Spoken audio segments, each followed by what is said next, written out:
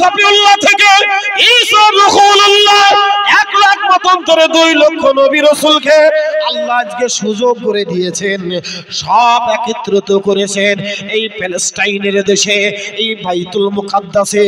ইয়া রাসূলুল্লাহ, ইয়া হাবিবাল্লাহ, আপনি যখন এখানে নেমেছেন, এই তামাম নবী রাসূলদের ইমামতির দায়িত্ব আল্লাহ পাক আপনাকেই দিয়েছে। আমরা বুঝি যদি হয় না, উম্মে হানির ঘরে আরাম করছেন, কোন কিতাব এসেছে মদিনার মসজিদে, কোন কিতাব এসে ওনার ফুফু আম্মার ঘরে, উম্মে হানির ঘরে 27 রজব। জি, আল্লাহ দিদারে হচ্ছেন। সূরা বানী ইসরাইল 15 পারার প্রথমে এসেছে সুবহানাল্লাহ। আল্লাহ পাক নিজে বলছেন, আল্লাহ পাক নিজে বলছেন সুবহানাল্লাযী আসরা। আল্লাহ নিজে বলছেন সুবহানাল্লাহ, আর আমাদের বলতে গেলে একটু কষ্ট হয়। জি, বানী ইসরাইল প্রথম থেকে তাফসীর আয়াতে কারিমার ভিতরে এসেছে। জিবরিল আমিন এসে দেখছে আমার রাসূল ঘুমাচ্ছেন দুল্লাই ঘুমাচ্ছেন। তাই এসে পর আমাদের যেরকম কারোর সঙ্গে আমাদের যদি সম্পর্ক মানে ডাকার দরকার হয়, বন্ধু বান্ধবের বাড়িতে যাই, গিয়ে যদি ঘুমাই তথাপিও আমরা ডাকি। যদি ঘুম থেকে না উঠতে যাই একটু গরম দিয়েও ডাকি, এখন ঘুমাচ্ছিস। আল্লাহর আসমানের বন্ধু, আল্লাহ নবী পাকের বন্ধু জিবরিল আমিন এসে দেখছেন আমার নবী আরাম করছেন, ঘুমাচ্ছেন, দোলনাটা দুলছেন, দোলনা দুলছে, আমার নবী ঘুমিয়ে পড়েছেন। রাসূলুল্লাহকে ডাকতে পাচ্ছেন না, বিয়াদবি হয়ে যাবে। আল্লাহ রাসূলের ঘুমটা যদি ভেঙে যায়, আমি জিবরিল আমিন আমার বিয়াদবি হয়ে যাবে। না না না না না না, আমি ডাকতে পারবো না, আমি ডাকতে পারবো না। এই বলে চতুর্দিক থেকে ঘোরাঘুরি করছেন, অপেক্ষা করছেন কখন রাসূলুল্লাহর ঘুমটা ভাঙবে।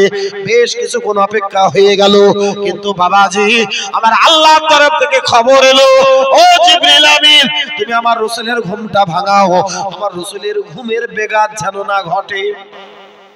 আমার নবী পাকের ঘুম ভাঙাবে, কিন্তু আমার নবী পাক যেন কষ্ট না পায়। কার কথা এটা? আল্লাহর কথা। একবার জোরে বলা যাবে না সুবহানাল্লাহ? আল্লাহ বলছেন আমার নবী যেন কষ্ট না পায়, তুমি ঘুমটা ভাঙাও।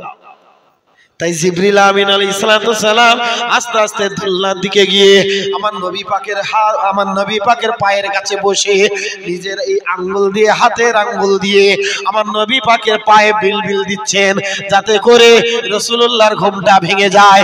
নবী পাকের গা ধরে টানছেন না, আমার নবীর নামটা ধরেও ডাকছেন না। ও বাবাজি, কি আদব দেখেন, তিনি অন্য কেউ নয়, আখিরি জামানার নবী, নবীদের নবী, সরকার আলো হুজুরে পাক সাল্লাল্লাহু আলাইহি ওয়াসাল্লাম 1 লাখ মতান্তরে 2 লক্ষ নবী রাসূলের শাফাআতের কান্ডারে, শাফাআত করনে वाला নবী। তাই নবী পাকের কদমের নিচে, পায়ের নিচে জিবরিল আমিন নিজের শাহাদাত আঙ্গুল দিয়ে পায়ের তলায় ছিল তোর বাচ্চাদের যেমন বিলবিল দেয়, বাবাজি আমাদেরও যখন বিলবিল দেয় অনেকটা আমাদের শরীরটা উত্তেজিত হয়ে যায়। আমার নবী পাকের পায়ের নিচে ঠিক জিবরিল আমিন বিলবিল দিচ্ছেন, আল্লাহ রাসূলের গাটা শিরশির করে উঠেছে। আল্লাহ রাসূল আল্লাহর হাবিবের যখনই আবার বিলবিল দিয়েছেন, আর নবী পাকের চট করে ঘুমটা ভেঙে গিয়েছেন। হুজুর ঘুমটা ভেঙে দেখছেন জিবরিল আমিন পায়ের কাছে বসা, পায়ে হাত দিয়ে বসে আছেন। আল্লাহ রাসূল পা দুটো টেনে নিলেন, আসসালাতু আসসালামু আলাইকা ইয়া আখি জিবরিল। ও ভাই বিয়াদবি করলে কেন? তুমি আমার পায়ে হাত দিলে, তোমার হাতটা কেন আমার পায়ের তলায় দিয়ে দিলে? ভাই জিবরিল তুমি আমাকে কেন ছোট করলে, আমাকে কেন এত ছোট করলে? আল্লাহ রাসূল আল্লাহর হাবিব যাইনা বলেছেন, জিবরিল আমিন চোখ ভরা পানি নিয়ে বলছেন, মারহাবা ইয়া রাসূলুল্লাহ, এটাও আমার সৌভাগ্য আমি আল্লাহ রাসূলের পায়ের তলায় কদমটাও ছুঁতে পেরেছি। আল্লাহ, আমি পায়ের তলায় কদমে হাত দিয়েছি, এটা আমার সৌভাগ্য, এটা আমার সৌভাগ্য যেমন নবী পাকের কদমে হাত। আখি জিবরিল কি খবর? হঠাৎ করে এমন সময় বলে আল্লাহ পাক আপনার জন্য পেরেশান। আমার জন্য পেরেশান? ব্যাপার কি? আর আমার আল্লাহ পাক আপনার জন্য মন স্থির করেছে, আপনার সঙ্গে দিদার হবে, আপনার সঙ্গে আল্লাহর কথা হবে, আপনার সঙ্গে আল্লাহর দিদার হবে। আমার আল্লাহ পাক আপনার অপেক্ষায় বসে আছেন। ইয়া রাসূলুল্লাহ, ইয়া হাবিবাল্লাহ, আপনি আর দেরি করবেন না, এই মুহূর্তে আপনি রেডি হয়ে যান। ও বাবাজিরা, ভাইরা আমার, আল্লাহ রাসূল উঠে বলছেন, ইয়া আখি জিবরিল, আমিও চাই আমার মালিকের সঙ্গে সাক্ষাৎ করতে, আমাকে একটু সুযোগ করে দাও, আমি একটু ওযুখানা বানিয়ে নিয়ে ঘুম থেকে উঠে এবার রাসূলুল্লাহ ওযুখানা শুরু করে দিলেন। ওযু করাও শেষ, হঠাৎ করে একটা প্রাণী, যে প্রাণীটা দেখতে ঠিক একদম ঘোড়ার মতন, কিন্তু বাবাজি সেটা ঘোড়া নয়, ডানা আছে, সেই ডানার সাহায্যে সে ওড়ে। একটা ঘোড়ার মতন প্রাণীটা, অবিকল দেখতে, কিন্তু প্রাণীটা ঘোড়া নয়, ওই প্রাণীটার নাম হচ্ছে বোরাক। ওই বোরাক এসে হাজির হয়ে গিয়েছে। ইয়া রাসূলুল্লাহ, ইয়া হাবিবাল্লাহ, আল্লাহ পাক আপনার জন্য বোরাক পাঠিয়ে দিয়েছে, আপনি আর দেরি করবেন না, আপনি বিসমিল্লাহ বলে বোরাকের পিঠে উঠুন। ও বাবাজিরা, ভাইরা আমার, যেই না রাসূলুল্লাহ বোরাকের পিঠে উঠবেন, বোরাক মদিনার মসজিদে, মদিনার জমিনে বোরাকটা আস্তে আস্তে বসে পড়লেন। হযরত জিবরিল আমিন ধমক দিচ্ছেন, এই বোরাক, এই অবলা জীব জানোয়ার, এই জান্নাতি বোরাক আমার নবী পাক তোর পিঠের উপরে উঠবে, তুই বসে পড়লি, কারণটা কি তুই বল। ওই সময় বোরাকে চোখ দিয়ে পানি ঝরঝর করে ঝরে। ইয়া রাসূলুল্লাহ, বেয়াদবি মাফ করুন, বেয়াদবি ক্ষমা করুন, আমি যেমন আপনার আজকের বাহন হিসেবে এসেছি, আপনাকে যেমন নিতে এসেছি, কাল কিয়ামতের ময়দানে আমার মতন লক্ষ লক্ষ লক্ষ লক্ষ বোরাক আমার মতন তারা অপেক্ষায় থাকবে, আপনাকে একটু পিঠে করে বয়ে বয়ে বাড়াবে। কিন্তু হুজুর গো, আপনার ওয়াদা করতে হবে, কিয়ামতের ময়দানে আপনিও আমার পিঠে চড়বে। অবলা জীব জানোয়ার সে চাইছেন, হুজুর কিয়ামতের ময়দানে যেন আমার পিঠে আপনি থাকেন। এই কারণে আল্লাহ রাসূল ওয়াদা করলেন, ঠিক আছে, ঠিক আছে, তাই হবে। এই কোচে ঠান্ডা হ, বেশি দেরি হবে না, আমার শরীরও ভালো না। এক নিয়মে চলছে গত আপনার সেই আগামী মাসের অগ্রহায়ণের 10 তারিখ পর্যন্ত, তারপরে আমার উমরায় যাওয়ার কথা ছিল, কিন্তু আমার ডেটটা চলে এসেছে একদমই। এখন দাওয়াত গুলো নিয়ে ফেলেছি, সব বড় ভাইজানকে দিয়ে আমার বেরিয়ে যেতে চাই। আগামী কাল মানে ভোর 4টের সময় আমার বেরোতে হবে, 8টা এই 10টা 10 আমার ফেলাই। তথাপিও দাওয়াত নিয়ে ফেলেছি, ছোট করে বাড়ির পাশে বলে এলাম, দূরে হলে আর যাকে তাকে পাঠাতাম। অসুস্থ এক নেমে চলছে, একটু বিশ্রামেরও দরকার আছে। তা যাই হোক, সন্তান হিসেবে, ছেলে হিসেবে এসেছে, 2-4 কথা বলবো, বেশিক্ষণ পারবো না, একটু ঠান্ডা হয়, এক করে ছেড়ে দেবো। দরুদ শরীফ পড়েন, আল্লাহুম্মা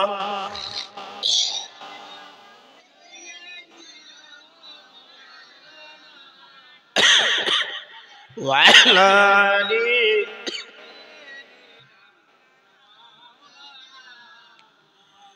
मुझे को फवालो मुसाफिर न समझो, मैं आया नहीं हो बुलाया गया हो, मैं आया नहीं हो बुलाया गया हो, मुझे को फवालो मुसाफिर न समझो, मैं आया नहीं हो बुलाया गया हो।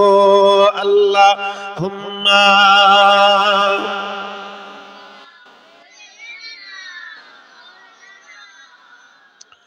وعلى آل سيدنا के मेहमान बना कर सताया गया हो, के मेहमान बना कर सताया गया हो मैं रोया नहीं हो रुलाया गया हो जोरे बोलুন না সুবহানাল্লাহ সবাই মিলে বলে ইমাম হুসাইন বলছেন তোরা কারবালার ময়দানে আমাকে দাওয়াত করলি আমাকে দাওয়াত করে আনলি এনে আমার সঙ্গে এই খারাপ ব্যবহারটাই তোরা করছিস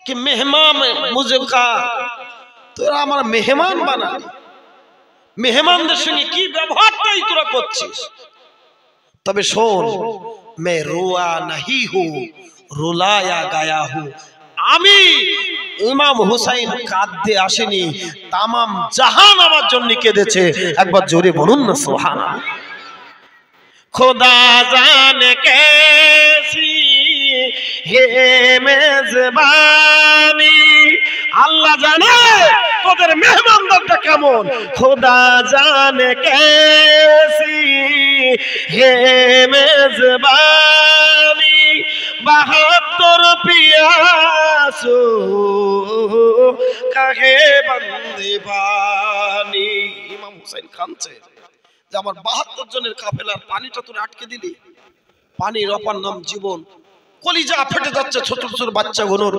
মাছুমগুলোর বাচ্চাগুলোর কলিজা ফেটে যাচ্ছে তোর মনে এত নিষ্ঠুর তোর একটু পানি দিবি না তোর একটু পানি দিলি না खुदा जाने कैसी है मेजबानी 72 पियासो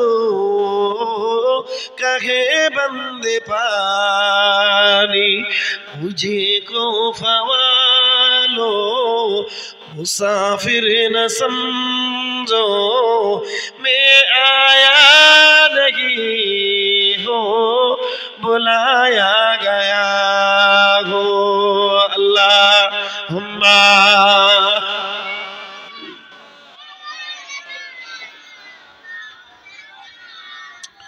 وعلى آل سيدنا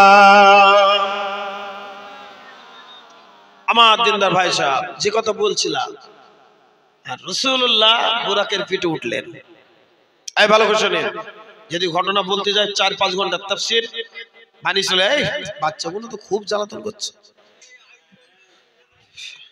এক জায়গায় বসলে 2-3 জায়গায় ভাগ করে দাও ঠিক আছে তো যাই হোক এবার ওখান থেকে বিদায় নিলেন রজব ওখান থেকে বিদায় আল্লাহর সঙ্গে দিদার আমার নবী পাকের সঙ্গে সাক্ষাৎ হবে দিদার হবে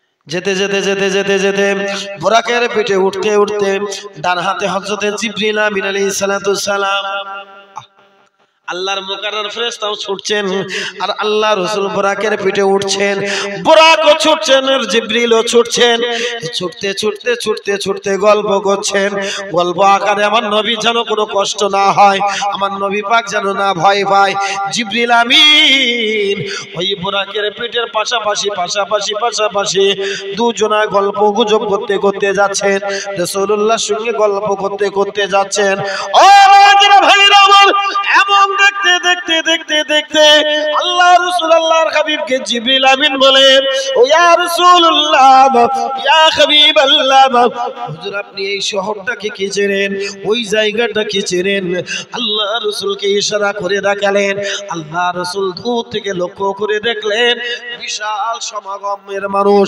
বিশাল যেন একটা মেলার মাঠ এত মানুষ হাজারে হাজারে মানুষ হাজারে হাজারে লক্ষ লক্ষ মানুষ ওই মাঠে যেন কি আলোচনা করে আল্লাহ রাসূল আল্লাহর হাবিব বললেন ইয়া জিবরিল এই জায়গাটা তো আমি চিনি না এই জায়গাটা তো আমার খেয়ালও পড়ে না এই জায়গাটা কোন জায়গা আল্লাহ রাসূলকে বলা হলো ইয়া রাসূলুল্লাহ ইয়া হাবিবাল্লাহ এটা অন্য কোনো জায়গা নয় এটা অন্য কোনো জায়গা নয় ইসলামের প্রথম কিবলা এটা হলো প্যালেস্টাইনের দেশ এটা হলো মসজিদুল আকসা জোরে বলে হুজুর আপনাকে এখানে দাঁড়াতে হবে কেন আল্লাহর হুকুম আপনাকে নামতে হবে বরাক তুমি থেমে যাও লক্ষ লক্ষ মানুষ গভীর রাত্রে আল্লাহ রাসূল আশ্চর্য হয়ে গেলেন এত রাত্রে এত লক্ষ লক্ষ মসজিদে লোক, ব্যাপার কি? জি ওই সময় বলছেন হুজুর গো, এরা কোনো নবী, এরা কোনো মানুষ নয়, এরা কোনো সাধারণ মানুষ নয়, এরা অন্য কোনো মানুষ নয়, এরা হলো আপনার বন্ধু, আপনার পূর্বের নবী রাসূল।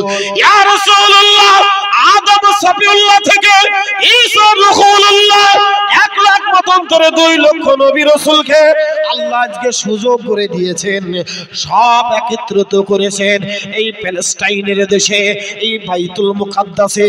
ইয়া রাসূলুল্লাহ, ইয়া হাবিবাল্লাহ, আপনি যখন এখানে নেমেছেন, এই तमाम নবী রাসূলদের ইমামতির দায়িত্ব আল্লাহ পাক আপনাকেই দিয়েছে। যদি হয় না, এমনি বলা হয় নবীদের নবী, সরদার সরদার। হুজুর আপনাকে নামাজ পড়াতে হবে। আমরা যখন যাই বিভিন্ন জায়গায় মসজিদে দাওয়াতে, ইমাম সাহেবগুলো আমাদের একটু ঠেলে দেয়, হুজুর নামাজ পড়া, হুজুর নামাজ, একটা মহব্বত, ভালোবাসা। জি জিবরিল আমিনকে বলছেন, ইয়া হে জিবরিল, আপনি উপস্থিত থাকতে আপনি মালায়েকা ফেরেশতারা, আমি নবী, আপনি থাকতে আমি ইমামতি করব না, ইমাম যদি হতে হয় আপনাকে হতে হবে। আল্লাহ রাসূলের সঙ্গে সঙ্গে বলছেন আপনি ইমামতি করবেন। আর জিবরিল আমিন বলছেন, ইয়া রাসূলুল্লাহ, আপনি হাজির থাকতে আমার ইমামতি শোভা পায় না। কেন? আপনি থাকতে আমি নামাজ পড়াবো, এটা শোভা পায় না। সবকিছু আপনার খাতিরে। আল্লাহ যদি আপনাকে না বানাতো, কিছুই বানাতো না, আমি জিবরিল আমাকেও বানাতো না। তাই আপনার খাতিরে, আপনার ইজ্জতে আল্লাহ পাক জমিন বানিয়েছে, আসমান বানিয়েছে, কুল কানায়াত বানিয়েছে। অতএব আপনার খাতিরে আমার আল্লাহ পাক বানিয়েছে। তাই আমার আল্লাহর হুকুম, এতগুলো নবী রাসূল জীবনে কিছু না কিছু ভুল ত্রুটি করেছে, এরা আল্লাহর কাছে শাফাআত চাইতে পারবে না, এরা লজ্জিত বোধ করবে। এই কারণে আপনাকে ইমাম রেখে, আপনাকে একটা দায়িত্ব দিয়ে দেবে, আপনাকে ইমাম রেখে এরা আপনার শাফায়াতে আল্লাহ পাকের দয়ার জান্নাতে চলে যাবে। এরা ডাইরেক্ট আল্লাহকে বলতে পারবে না, কেন আপনি হচ্ছেন শাফায়াতের কান্ডার। বুখারী শরীফের ভিতরে এসেছে, আউয়ালু শাফিন মুশাফফা, প্রথম শাফায়াতকারী হবেন আমার আপনার নবী। কোন নবী রাসূলের শাফাত আল্লাহ কবুল করবে না, জোরে বলুন না সুবহানাল্লাহ। বুঝে চা, কিন্তু এত লোক ভিড় ঠেলে যাবে কি করে? 1 লাখ মতান্তরে 2 লক্ষ নবী রাসূল মসজিদে লাগসায় হাজির, এত লোক ভিড় ঠেলে যাবে। আল্লাহ রাসূলকে জিবরিল আমিন বলছেন, ইয়া রাসূলুল্লাহ, চোখটা একটু বন্ধ করুন। আমার নবী পাক চোখটা যেই বন্ধ করেছেন 1 সেকেন্ডের জন্য, যেমন ছোট ছোট বাচ্চাগুলো বগলের তলা হাত দিয়ে কোলে তুলে নেয় না, এক হাত দিয়ে অনেক সময় ছোট বাচ্চাদের কোলে তোলে, ঠিক আমার রাসূলকে জিবরিল আমিন একটা হাত ধরে ঠিক মসজিদে আকসার ইমামের জায়গায় দাঁড় করিয়ে দিলে। মসজিদের কানায় কানায় ভর্তি, কোথায়ও জায়গা নেই, শুধু ইমাম আর মুয়াজ্জিনের জায়গা খালি। আমার নবী পাক ইমামতি করলেন, হযরত জিবরিল আমিন মুয়াজ্জিনের জায়গায় দাঁড়িয়ে গেলেন। আল্লাহর নবী, আল্লাহর হাবিব ইমামের জায়গায় দাঁড়িয়ে নামাজ পড়লেন। সমস্ত নবী রাসূলরা নামাজ আদায় করলেন, সালাম ফিরিয়ে দিলেন। সালাম ফিরিয়ে দিয়ে যেই না আমার নবী পেছন দিকে তাকিয়েছেন, আল্লাহ রাসূল একটু চমকে গেলেন। কি আশ্চর্য, এত রাতের অন্ধকারে 1 লক্ষ নবী রাসূল, 2 লক্ষ নবী, 2 লক্ষ 24,000 নবী রাসূলকে নিয়ে নামাজ পড়লাম। পেছনে ফিরিয়ে দেখে একটা লোকেরও সন্ধান নাই, একটা নবীরও সন্ধান নাই। একই জিবরিল এত নবী রাসূল কিনে এসেছিল, আমার সঙ্গে এরা দেখা করলো না, আমার সঙ্গে এদের কেন সাক্ষাৎ হলো না, এরা আমার পেছনে নামাজ পড়লো, কিন্তু এত মানুষ কোথায় চলে গেল, এত নবী রাসূল কোথায় চলে গেল? ওই সময় জিবরিল আমিন বলেছিলেন, ইয়া রাসূলুল্লাহ, আল্লাহ আপনার অপেক্ষায় আছে, এই কারণে এই মজলিসে একটা নবীর সঙ্গে আপনার সাক্ষাৎ করতে দেবে না। অতএব সমস্ত নবী রাসূলকে সালামের পরে সরিয়ে দিয়েছে। কেন? অপেক্ষায় আল্লাহ রয়েছে, মাঝখানে বেঘাত ঘটুক, আল্লাহ এটা চাই না। হুজুর আপনি চলেন। আবার বোরাকের পিঠে উঠলো। বোরাক চলতে শুরু করেছে। বোরাক চলতে চলতে চলতে বেশ কিছুক্ষণ পরে কি বলছে, হুজুর এই এলাকাটা কি আপনি চেনেন? এই শহরটা কি আপনি চেনেন? আল্লাহ রাসূল আল্লাহর হাবিব বলছেন, রাতের অন্ধকার আমি বুঝতে পারি না। জিবরিল আমিনকে প্রশ্ন করলেন, ও ভাই জিবরিল আমিন, কোন শহর? আল্লাহ রাসূল বলছেন, ডান দিকটা তাকিয়ে দেখেন, এটা হচ্ছে সেই মাদায়েন শহর। এই শহরে নবী মুসা আলাইহিস সালামের শ্বশুর বাড়ি। হযরত শুআয়ব নবীর শ্বশুর বাড়ি, মুসা নবীর শ্বশুর বাড়ি, শুআয়ব নবীর বাড়ি, এটা হচ্ছে মাদায়েন শহর। ইয়া রাসূলুল্লাহ, আর একটু দক্ষিণ দিকে তাকান, ওই যে একটা উঁচু পাহাড় দেখছেন, ওই যে একটু উঁচু পর্বত দেখছেন, ওই পর্বতটা কি আপনার জানা আছে? ওটা সম্পর্কে আপনার কি ওয়াকিবহাল আছে? আল্লাহ রাসূল আল্লাহর হাবিব বললেন, না, আমি এ সম্পর্কে কিছু জানি না হে রাসূলুল্লাহ। ওটা অন্য কোনো পাহাড় নয়, ওই পাহাড়টা নাম হলো তুর পাহাড়। আল্লাহ পাকের নবী মুসা আল্লাহর সঙ্গে ওই পাহাড়ে কথা বলতে, ওটা তুর পাহাড়। আল্লাহ রাসূল আবদার করলেন, ইয়া আখি জিবরিল, আমি একটু পাহাড়টা দেখব। আল্লাহর সঙ্গে আল্লাহর নবী মুসা কথা বলতো, আমার ভাই, আমার বন্ধু কথা বলতো, আমি একটু তুর পাহাড়টা দেখব। বরাক নেমে গেল, তুর পাহাড়ের উপরে দাঁড়িয়ে গেল। হুজুর এই রাস্তা দেখছেন, মুসা নবী এখান থেকে ফিরে শুআয়ব নবীর মেয়ে সফুরার সঙ্গে বিয়ে করে বাড়ি ফিরছিলেন, আর এই পাহাড় থেকে আল্লাহ আওয়াজ দিয়েছিল, নবী মুসা সফুরাকে বাড়ি রেখে তোমার স্ত্রীকে বাড়ি রেখে এসো, আমি আল্লাহ আমার সঙ্গে দিদার হবে। এবার নবী মুসার সঙ্গে আল্লাহর নবীর সঙ্গে কথা হচ্ছেন যে কিভাবে আল্লাহ কথা বলতো, কিসের মাধ্যমে কথা বলতো। এখনো পর্যন্ত নেট সার্চ করে দেখুন, তুর পাহাড় প্রায় ৪৫০০ বছর পার হয়ে গেল, সে গাছ এখনো বেঁচে আছে, নখলুন, খেজুর গাছ। একটা খেজুর গাছের মাধ্যম দিয়ে আমার আল্লাহর নবী মুসা আমার আল্লাহর সঙ্গে কথা বলতে। আরে ফোন তো কদিন এলো, ফোন তো কদিন এলো ২০০০ আপনার সালের কাছাকাছির মুখে, বন্যার কিছু কিছু আগে, বুঝতে পারেননি কথা? আর এ ফোন সেই নবী মুসা ৪৫০০ বছর আগে। হুজুর এই খেজুর গাছটা দেখছেন, হ্যাঁ বলে এই খেজুর গাছটা ছিল নবী মুসার ফোন। খেজুর গাছটা ফোন হিসাবে আল্লাহর নবী খেজুর গাছটা জড়িয়ে খেজুর গাছের গায়ে কান পেতে দিতেন, হ্যালো বলতেন, আল্লাহর নাম্বারে ধরা পড়ে যেত।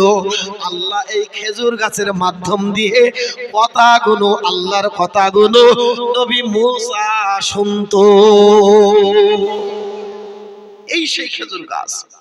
কিন্তু হুজুর গো, গাছ আছে মানুষ নাই, গাছ আছে সেই কথা বলার মানুষ আর নাই। নবী মুসা বিদায় নিয়েছে, আল্লাহ নবী আল্লাহ হাবিব প্রশ্ন করলেন, ও ভাই আমাকে একটু তোর পাহাড় ঘোরানো হলো, কিন্তু জিবরিল আমিন বলছেন, না ইয়া রাসূলুল্লাহ, আর ঘোরানো অনেক লম্বা চওড়া তোর পাহাড়ের কথা, শুআয়ব নবীর স্ত্রীর কথা অনেক কাছে বাবাজি, আমি মজমুনটা বলছি শেষ করতে পারবো না। হুজুর আপনি চলেন, উর্দু আকাশে চলেন, কেননা আল্লাহ আপনার অপেক্ষায় আছে। নবী মুসার তোর পাহাড়টা দেখার পরে এবার আল্লাহর নবী আবার বোরাকের পিঠে উঠে গেলেন। ও বাবাজিরা, ভাইরা আমার, বোরাক ঊর্ধ্ব গতিতে ছুটছে, ছুটতে ছুটতে ছুটতে জিবরিল আমিনের সঙ্গে কথা চলছে। জিবরিল আমিন আলাইহিস সালামের দিকে আল্লাহ রাসূল একটু লক্ষ্য করে দেখলেন যে জিবরিল আমিন কিভাবে ছোটে। ও বাবাজি, জিবরিল আমিনের ডান হাতে ৭০,০০০ পাখা আর বাম হাতে ৭০,০০০ পাখা, এই ৭০ দুগুণে ১,৪০,০০০ পাখা এক ঝাপটা মারছে, বিদ্যুতের মতন ছুটে চলে যাচ্ছে। জিবরিল আমিন আলাইহিস সালামকে প্রশ্ন করছে, ইয়া আখি জিবরিল, জীবনে তুমি এত কষ্ট করে কতবার ছুটেছো? আমি দেখছি তোমার খুব কষ্ট হচ্ছে, এক নিয়মে পাকা চালিয়ে যাচ্ছ। বাবা রকেট কি, প্লেন কি, এরোপ্লেন কি, হেলিকপ্টার কি, ৬-৭ ঘন্টার ব্যাপার, ৮ ঘন্টার ব্যাপার। সৌদি যাব, আমাদের এখানে 10টা 10-এ টাইম, ওখানে রয়েছে রাত 11টা। বুঝতে পারেনি কত, একটু ভায়া আছে বোম্বে, কত পরশুদিন আপনার ইনশাআল্লাহ আল্লাহ যেতে চাই যাব। এতটা রাস্তা, আর জিবরিল আমিন আলাইহিস সালাতু সালাম নিমিষের মতন ছোটা শুরু করেছে। ঠিক প্রথম আসমানের কাছাকাছি চলে গেছেন, ঠিক এইভাবে কথাগুলো হচ্ছে। আল্লাহ জিবরিল আমিন বলছেন, হুজুর এটা নিয়ে 4 বার, এটা নিয়ে 4 বার। তে এর আগেও এরকম কষ্ট করে 4 বার এসেছো? ইয়া রাসূলুল্লাহ, ইয়া হাবিবাল্লাহ, আল্লাহ রাসূল কথা বলছেন, প্রতিমধ্যে রাস্তার মাঝখানে চলছেন আর কথা বলছেন। কখন কখন কার কার বেলায় এসেছিলেন? ইয়া রাসূলুল্লাহ, ইয়া হাবিবাল্লাহ, একবার এসেছিলাম যে সময় ইব্রাহিম নবীকে আল্লাহ পাক তার সন্তানকে কুরবানি করতে বলেছিল। হুজুর গো, তার সন্তান যখন কুরবানি হয়ে যাবে, তার ছেলে যখন কুরবানি হয়ে যাবে, অনেক লম্বা চওড়া কথা। আমার আল্লাহ পাক ওই সময় ডেকে ডেকে বলে, এ জিবরিল, আর দেরি করিস না, আমার ইব্রাহিম পাগল হয়ে গিয়েছে, আমার ইব্রাহিম পাগল হয়ে গিয়েছে। দেখ দেখ দেখ, আমি আল্লাহ আমাকে খুশি করার জন্য ধারালো অস্ত্র ছেলের গলায় চালিয়ে দেবে। না না, আমি ইব্রাহিমের প্রতি খুশি, তুমি যাও যাও চলে যাও, জান্নাত থেকে একটা দুম্বা নিয়ে ইসমাইলকে সরিয়ে ইসমাইলের জায়গায় একটা গবাদি পশু দুম্বা শুইয়ে দাও। হুজুর ছুরিটা ধরেছে, ছুরিটা যতটুকুনি লাভাবে, বিসমিল্লাহ আল্লাহু আকবার, কুরবানি করে দেবে। ঠিক সেই মুহূর্তে আমার খবর হলো জিবরিল আমিন এখনই ছুরি চালানোর আগে জান্নাত থেকে দুম্বা নিয়ে তুমি হাজির হয়ে যাও জিবরিলের কাছে। ইয়া রাসূলুল্লাহ, ওই দিন গো ৭০,০০০ পাকা চালিয়েছিলাম, এত কষ্ট করে দুনিয়াতে আর কোনোদিন আসেনি। ছুরি আপনার ইসমাইলের গলায় চালানোর আগে আমি দুম্বা নিয়ে এসে ইসমাইলকে সরিয়ে নিরাপদ জায়গায় রেখে আমার আল্লাহর হুকুমে আমি দুম্বা শুইয়ে দিয়েছিলাম। কেন? আমার আল্লাহ পাক বলেছিল, ইব্রাহিম সে আমার খুশি করার জন্য তার বেটাকে জবাহ করছে, কুরবানি করছে। না না, আমি আল্লাহ, আমি ইসমাইলের কুরবানি করার জন্য নয়, আমি আল্লাহ পরীক্ষা করছিলাম আমিও তার বেটা ইসমাইলকে ইব্রাহিমের পরে নবী বা রাসূল বানিয়ে দেব। দ্বিতীয়বার কখন এসেছিলেন? দ্বিতীয়বার ইয়া রাসূলুল্লাহ, দ্বিতীয়বার এসেছিলাম নবী ইউসুফ আলাইহিস সালাতু সালামের সময়। বলে কি হয়েছিল ইউসুফকে? বলে ইউসুফকে যখন 10 ভাই মিলে কুয়ায় ফেলে দিয়েছিল, আল্লাহ পাক কোরআন পাকের ভিতরে জানিয়েছে 12 পারা সূরার নাম হচ্ছে সূরা ইউসুফ। নবীর নামই সূরাটা আল্লাহ পাক নাযিল করেছে। সূরাতুল ইউসুফ, ইয ক্বালা ইউসুফ লিআবিহি ইয়া আবাতি ইন্নী রাআইতু আহাদা আশারা কাওকাবাও ওয়াশ-শামসা ওয়াল কামারা। ও নওজরা ভাইরা আমার, ইউসুফ নবী আলাইহিস সালাতু সালাম নিজের আব্বা জানের কাছে এসে বলছেন, ইয়াকুব নবীর কাছে এসে বলছেন, আব্বা মা, আমি আজকে রাতে একটা স্বপ্ন দেখেছি। ইয়াকুব নবী বলছে, বাবা বেটা কি স্বপ্ন দেখলে? কি স্বপ্ন দেখলে? বলছে ইন্নী রাআইতু আহাদা আশারা, আমি দেখছি গো 10 থেকে 11টা চন্দ্র সূর্য আমাকে ঘিরে রেখেছে। শুধু ঘিরে নয়, ঘিরে চতুর্দিক থেকে ঘিরে আমি ইউসুফ আমাকে সিজদা করছে, সবাই যেন আমার পায়ে সিজদা করছে। আব্বা এই স্বপ্ন দেখেছি। যেই বলেছেন ইয়াকুব নবী স্বপ্নের তাবির বুঝতে পেরেছে, সঙ্গে সঙ্গে ইউসুফ নবীর মুখটা এইভাবে চেপে ধরেছে, খবরদার, যা বলেছো বলেছো, এই কথাটা কিনান শহরে তুমি কোনোদিন বলো না। এই কথাটা কিনানবাসীকে জানিও না, আর বিশেষ করে তোমার ওই 10 ভাই যেন না জানে। আল্লাহু আকবার। আর তার পাশ দিয়ে আর এক ভাই যাচ্ছিল, যে বিশেষ করে 10 ভাই যেন না শুনে। এই কথা বলে না, যত গোপনই করি না কেন সে দেয়ালেরও কান আছে, যত গোপনই করে দেয়ালেরও কান আছে। 10 ভাইয়ের মধ্যে এক ভাই শুনে ফেলেছে, সে ভাইটা আর 10 ভাইকে ডেকেছে, এই শুনেছিস? তাহলে কি হলো? বলে আমি আসছিলাম, আব্বা ইউসুফের সঙ্গে কথা বলছিল। ইউসুফের কি কথা বললো আমি আর ওটা শুনিনি, কিন্তু যেই বলেছেন ইউসুফে দেখলাম মুখটা চেপে দিয়ে বলছে, যা বলেছো বলেছো, এই কথাটা যেন কিনান শহরে মানুষ না জানে, তোমার 10 ভাই বিশেষ করে যেন না জানে। তাহলে গুরুত্বপূর্ণ ব্যাপার কিছু আছে। পরে ঠিক আছে, ও ইউসুফ তো ছোট, ওর অনেক অনেক কৌশলে ওর ঠিক বের করে নেব। এটা ইউসুফকে ডাকা, ইউসুফ আব্বুর সঙ্গে কি বলছিলিস, কি ব্যাপার? কিন্তু আল্লাহর নবী মানা করে দিয়েছেন, সন্তান তো জীবন চলে যাচ্ছে, মরণ হয়ে যাচ্ছে, কথাটা আব্বা মানা করেছে। আর বলছেন বল কি বলেছিল, খাবার দিচ্ছে, এ দিচ্ছে, ও দিচ্ছে, খুব যত্ন করছে, আদর করছে। 10 ভাই যত রকমের আদর আছে ছোট ভাইকে করছে, কিন্তু ইউসুফ বলেন। ইউসুফ যখন না বলছেন, এখন ইউসুফের উপরে এবার টর্চিং শুরু হচ্ছে, অত্যাচার শুরু হচ্ছে। অত্যাচার শুরু হতে হতে একদিন তারা 10 ভাই, ইবলিস শয়তান তো ধোঁকা মারছে, শেষ করে দে, মেরে দে। সত্য কথা বলছে না, তোদের দুশ্মন, তোরা 10 ভাই ওর গোলাম হয়ে যাবি। ইবলিস শয়তান এমন পেশাব করেছে, ওরা 10 ভাই মিলে বাগে বাগে বাগে বাগে আব্বাজানকে বলে ওকে জঙ্গলে নিয়ে গেছে। ইউসুফ বল, আমরা 10 ভাই এসেছি। 10 ভাই মিলে হাতে পায়ে দড়ি বেঁধে ফেলেছে। এই ইউসুফ, তোর আজকে সত্য কথা বলতে হবে, যদি বলিস তাহলে তুই রেহাই পাবি, তুই জানে বেঁচে যাবি, নাইলে তোকে এমন মেরে ফেলা হবে তোর লাশটা পর্যন্ত বাড়িতেও যাবে না। ইউসুফ কাঁদে, ভাই তোরা আমার মায়ের পেটের ভাই, তোরা আমার ভাই, কথা এমন কিছুই নয়, বলতে পারবো না, আব্বার কাছে ওয়াদা করেছি বলতে পারবো না।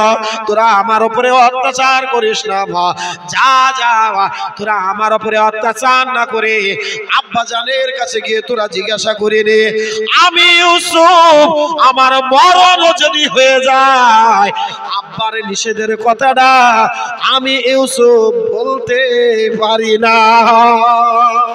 জোরে বলে, আমি বলতে পারবো না।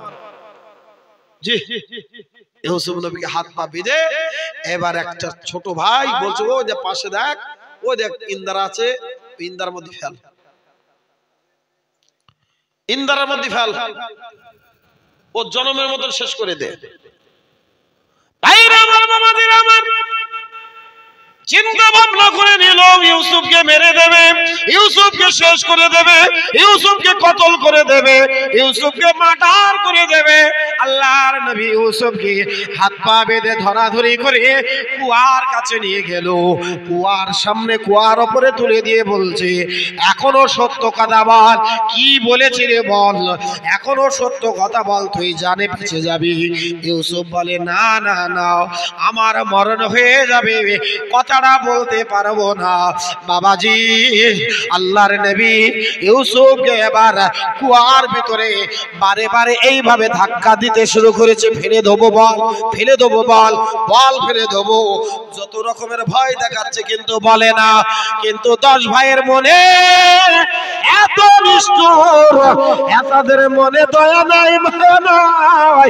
ছোট মাসুম বাচ্চাকে ইউসুফকে কুয়ার মধ্যে হাত পা বেঁধে ফেলে দিলেন।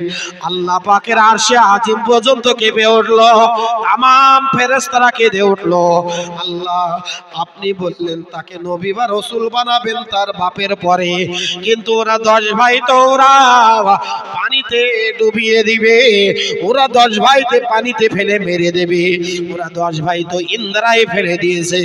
আল্লাহ পাক জিবরিল আমিনকে ডেকে বলেন, জিবরিল রে, আমার ইউসুফের যদি ক্ষতি হয়ে যায়, আমার ইউসুফের যদি মরণ হয়ে যায়, আমি কিনান শহরটা কিন্তু উল্টে দেব, ভূমিকম্প করে উলট পালাট করে দেব। এই ইউসুফ, এ জিবরিল, আমি আল্লাহ তোর পূর্ণ ক্ষমতা করে দিলাম। ওরা 10 ভাই ছেড়ে দিয়েছে, ফেলে দিয়েছে, যা যা যা, আমার ইউসুফ পানিতে পড়ার আগে তুমি ক্যাশ করে নাও। জোরে বলা যায় না, সবাই মিলে বলা যায় না? যাও তুমি ক্যাশ ধরো, ক্যাশ করো।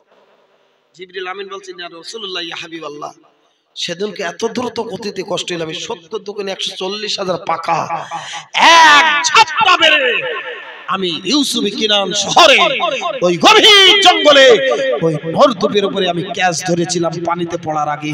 একবার জোরে বলুন না সুবহানাল্লাহ। তৃতীয় দিন কবে এসেছিলেন? হুজুর তৃতীয় দিন ওই ইউসুফের জন্য আবার এসেছিলাম। ইউসুফ যখন কুয়া থেকে উঠলো, রাজ দরবারে গেল, মিশরের বাজারে গেল, মিশরের বাজারে গিয়ে বিক্রি হয়ে গেল, মিশরে আজিজ কিনে নিল, মিশরে আজিজের কাছে লালিত পালিত হলো, লালিত মিশরে আজিজের স্ত্রী জুলাইখার কাছে লালিত পালিত হয়ে ভরা যৌবনে এসে হযরতে ইউসুফ অবপা দেখেলো। ভরা যৌবনে এসে কেন? আল্লাহ পাকের নবী ইউসুফ এত সুন্দর দেখতে ছিল, মিশরের নারীরা ইউসুফকে দেখে পাগল হয়ে গিয়েছে। তাই জুলাইখা পরীক্ষা করেছিল যে আমি কেন পাগল হয়েছি ইউসুফের প্রেমে, আমি কেন পাগল হয়েছি। হে মিশরের নারীরা সবাই এসে বলো যে আজকে বাদশার স্ত্রী হয়ে জুলাইখা এত বড় পাগলামি করলো, তিনি একজন রাজার স্ত্রী, তিনি ইউসুফকে মহব্বত করলো, ভালোবাসলো। মিশরের সমস্ত নারীদের দাওয়াত করেছিলেন, সুন্দরী নারীরা এসেছিল, আর প্রত্যেকের একটা করে প্লেট দিয়েছিল, ইতিহাস বলছে, আর আপেল দিয়েছিল, আর একটা করে চাকু বা ছুরি দিয়েছিলেন। কি বলেছিলেন?